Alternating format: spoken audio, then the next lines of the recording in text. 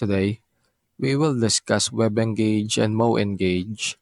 In essence, WebEngage and MoEngage are both all-inclusive platforms for customer engagement that enable companies to forge closer bonds with their clients by implementing tailored and data-driven marketing tactics.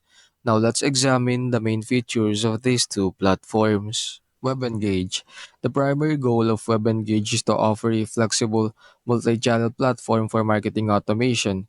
MoEngage analytics features are frequently emphasized even though WebEngage also provides analytics. Additionally, WebEngage offers powerful personalization features based on client data and segmentation.